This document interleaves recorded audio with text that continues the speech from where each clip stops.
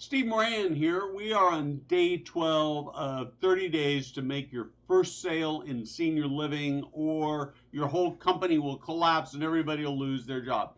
Today, what I want to talk to you is I want to talk to you about getting down and dirty with actually creating conversations with people who can help you move your business forward. So I'm actually going to do a couple of posts talking about this, because this is the most important thing. This is actually about having conversations with people that will help you get that first sale no. So the first thing I'd like to do is I'd like to have you set some goals for making some phone conversations. Start those not face to face, but person to person conversations. It could be on phone. It could also be by Zoom. I love Zoom. In fact, to me, it is really weird when I just do a phone conversation with people. I find Zoom to be so much more personable. So I do Zoom probably 4, 5, 6, 7, 8, 10, 12 sessions a day sometimes, having conversations. This face to face is so critical. So here's what you need to do.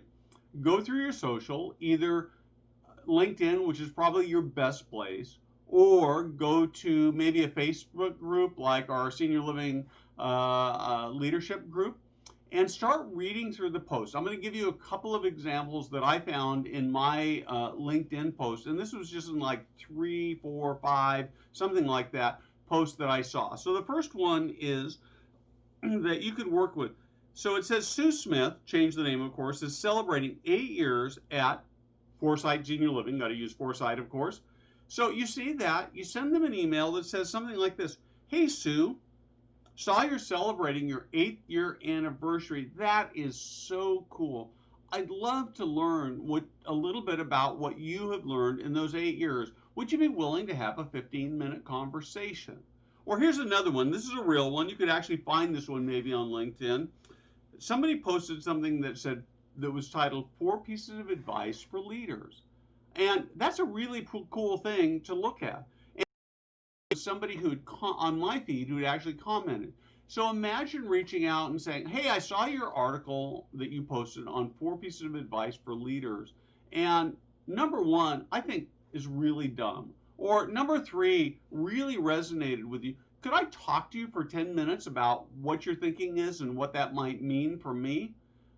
You'd be amazed. Or you see somebody who commented, I saw your comment about the 4 pieces of advice for leaders, and it really got me to thinking, I wonder if I could have a 10 or 15-minute conversation. Reach out with LinkedIn messages.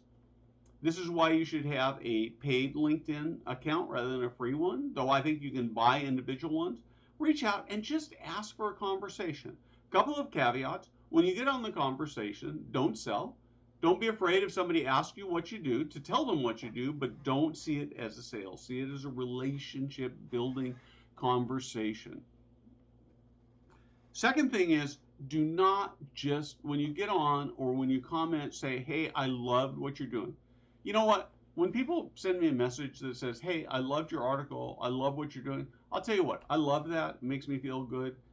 And I hate to say this because some of you are going to quit doing this, but I hate to say this. I probably won't remember it 90 seconds later, because we're all in this place where we got more and more and more. There's never enough adoration. But if you talk to me about something that's substantive, I've had several of those conversations via email, via LinkedIn today, about people who had really substantive conversation. So I just want to encourage you to actually start reaching out and start looking for conversations.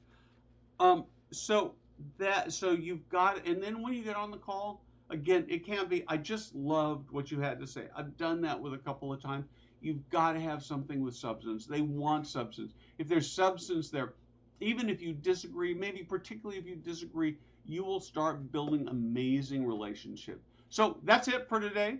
You've got to start some conversations. The rules would sort of apply if you had in-person conferences. I don't expect that to be this year. And the last thing I want to say is, if you know someone who has some marketing budget and they're really trying to accelerate their growth in senior living, selling products and services to senior living, we would love to have a conversation with them about how Senior Living Foresight can help them grow faster, better, smarter.